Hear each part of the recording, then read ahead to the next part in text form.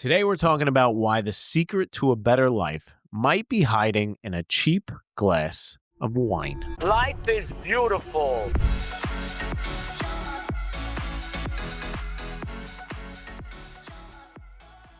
All right, so I want you to imagine you have two glasses of wine in front of you, okay? One of those glasses has wine that comes from a cheap $5 bottle that you would get at, let's say, Trader Joe's, okay? The other glass comes from premium $45 wine that is super rich and velvety, okay? Now, you taste both of these. Yeah. Which one tastes better? I mean, I'm assuming the $45 bottle of wine. Okay, so scientists actually did this study that I just described, but there was one twist, which was the fact that both of these wines were actually exactly the same. They were the same exact wines. They just told people this one comes from a $5 cheap bottle. This one is this premium $45 bottle. Huh. And every single participant said, obviously, this one is so smooth and velvety and delicious. The $45 You one. sound like the Joker.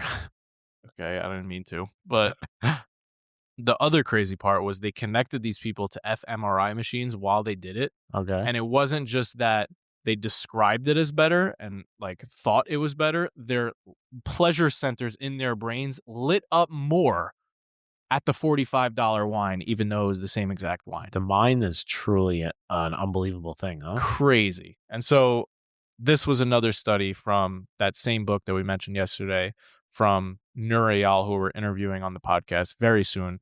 The book is called Beyond Belief.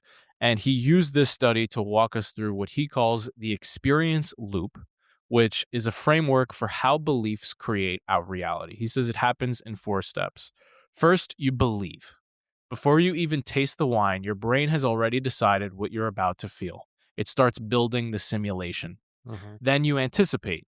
Your brain physically reconfigures your sensory apparatus. Blood flow and sensory processing regions actually start to change. Then you feel, you taste the wine. The oak is more pronounced, the finish is longer, the mouthfeel more refined. You're not performing, this is your actual experience. Then you confirm, you tell someone else, you can really taste the complexity in this wine. You lock that belief in and the loop closes and strengthens.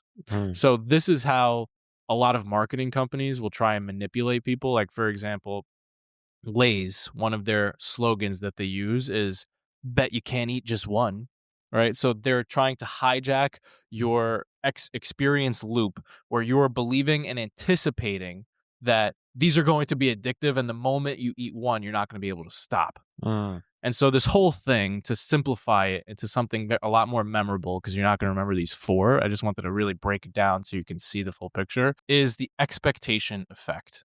Basically, whatever we expect in life is what our brains will start to feel and experience.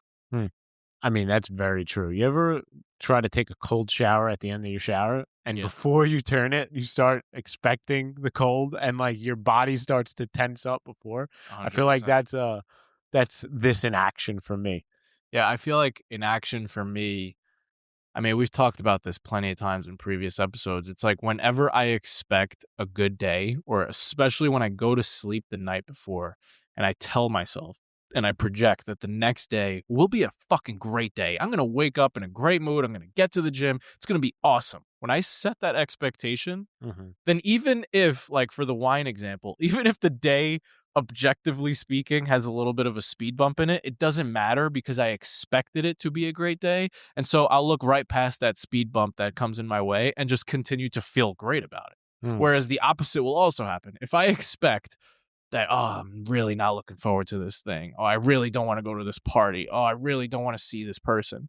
Then when I go and see that person, my brain is expecting to feel shitty about that thing or person. And therefore, that's what I get. You actually did this last night when we were on the phone with each other. And we were, Mike and I are working on a keynote right now. And we have this idea that we're playing around with. And I asked Mike, what did I ask you, Mike? Do you remember? I don't have no idea what you're talking about. I asked you, how you feel about like collaborating on this idea. Oh, yeah. And you were like, well, I know I have an idea right now, but I know that you're going to hate it and you're going to want to change everything about it.